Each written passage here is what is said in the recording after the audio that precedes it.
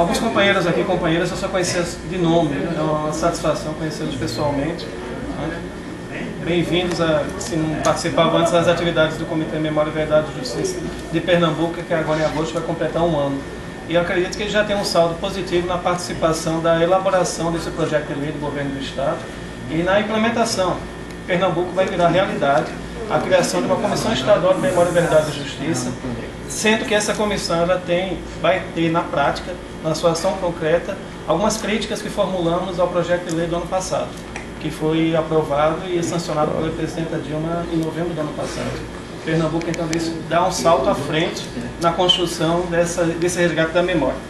Rapidamente, por causa do limite do tempo, pontuar alguns elementos da discussão, é que os membros dessa comissão que vão trabalhar com a memória, e alguns companheiros colocaram essa dimensão da discussão anteriormente, quem trabalha com a memória e no ofício do historiador, no trabalho de história oral, nós penetramos nessa dimensão tão difusa, tão fluida da memória, com seus idas e vindas. O trabalho da memória ele tem que ser complementado para se estabelecer critérios de verdade. Aí entra a discussão da veracidade das informações, numa análise comparada das fontes. Nós chegamos à verdade dos fatos, aos acontecimentos históricos, com suas provas. Essas provas, elas pertencem a uma dimensão múltipla de diversas fontes. É preciso utilizar a metodologia das ciências sociais para se chegar a esses critérios de verdade e que o trabalho dessa comissão, que é um trabalho limitado no tempo, 2 anos, possivelmente sendo prorrogado por 4 anos, ele se estenda como um fundo de verdade para gerações futuras. A gente parte de uma constatação básica. O Brasil está criando suas comissões da verdade com uma defasagem de uma geração, 27 anos depois do fim do regime militar.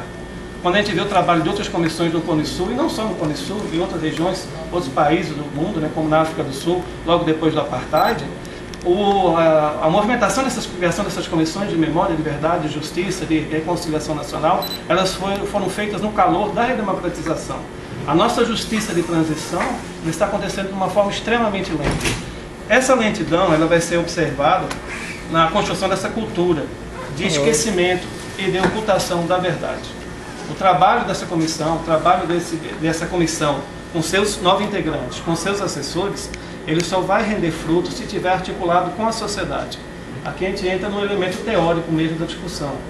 Segundo a minha formação, a tradição marxista mesmo, não ortodoxa, a gente vai recorrer a Gramsci. A gente vive uma sociedade de hegemonia capitalista, não só no sistema econômico, mas na mentalidade das pessoas. O trabalho dessa comissão para render frutos, ele não vai render só um relatório, ele deve render uma articulação com a sociedade, e aqui eu coloco um ponto bastante importante, mesmo os presentes que não participarem da comissão, porque quem vai indicar é o governador do Estado, Nós estamos lançando uma lista de nomes, referendando nomes, para serem apreciados pelo governo do Estado. O trabalho do comitê, ele continua. Ele vai ser articulado, obviamente, com a comissão estadual, mas o trabalho do comitê ele continua. Ele tem que continuar no movimento popular, ele tem que continuar na universidade, ele tem que continuar nas escolas públicas, no movimento de associação de bairros, nos sindicatos, nas centrais sindicais, no movimento estudantil. Esse trabalho de contra-hegemonia, esse trabalho de lutar contra o senso comum do capitalismo, que coloca a violência como uma estetização. Hoje em dia, a violência é estetizada. Você tem a violência como um valor. Não é à toa o sucesso de filmes como Tropa de Elite, daquele absurdo que é o UFC que a Globo comprou. Não é à toa isso. E lutar por esse passado também é lutar pelo presente. Por quê? Porque essa violência ela permanece. A gente não vai lutar só contra uma tradição autoritária das Forças Armadas. A gente vai lutar também contra práticas autoritárias de hoje, inclusive de agentes de Estados que cometem violências, assassinatos, estupros e mais determinadas violências e permanecem impunes. A gente vai lutar contra a criminalização dos movimentos sociais.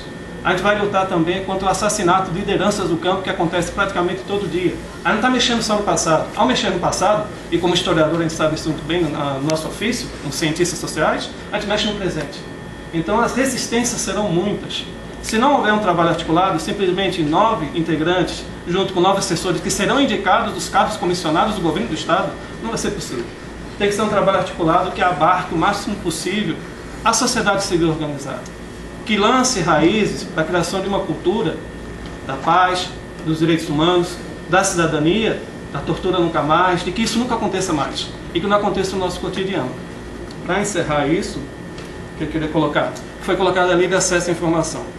Dentre as atividades que o comitê realizou desde agosto do ano passado, fizemos um seminário, Marcelo e eu participando junto ao Arquivo Público, Jordão Emerenciano, em novembro do ano passado, onde nós ouvimos dos coordenadores do arquivo público que alguns fundos, alguns acervos do arquivo público, eles estão impossibilitados de consulta.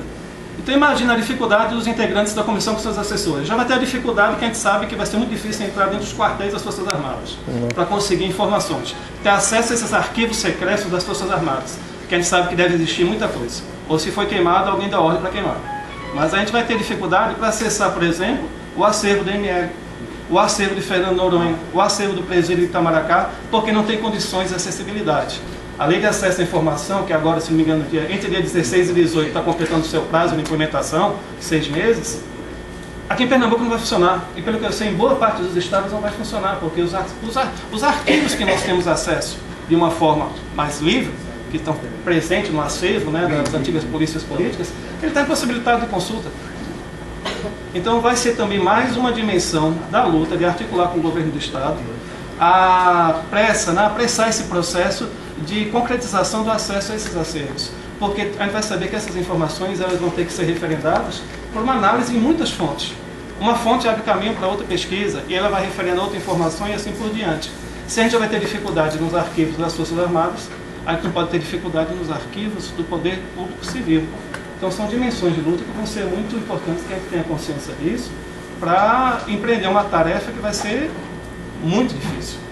Uma tarefa realmente, a gente pode dizer, titânica, porque vai ser um grupo reduzido de pessoas para realizar uma pesquisa, o período de abrangência que se vem desde os anos 40, né, no fim da ditadura Vargas, uma tarefa bastante complicada.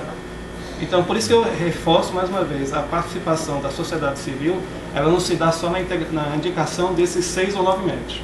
A participação da sociedade civil é fundamental para que a comissão funcione e realize um trabalho. E que esse trabalho não fique só num relatório final, ele se espalhe pela sociedade. É isso. Perfeito. Ainda tem 1, 2, 3, 4 pessoas inscritas, aí realmente agora a gente vai controlar aqui com mais rigidez o tempo. Né? Então, enquanto as pessoas estiverem falando, ainda estão abertas aqui as inscrições. E seria interessante também, ao final, só uma sugestão, que as pessoas dissessem se são ou não candidatos, que facilita pelo menos a gente ter aqui a lista, perfeito? Então, e o tempo ainda para mim. Você me escreveu esta? está aqui escrito, está escrito Marcelo Santa Cruz, Amparo, Rodrigo e Chico de Assis.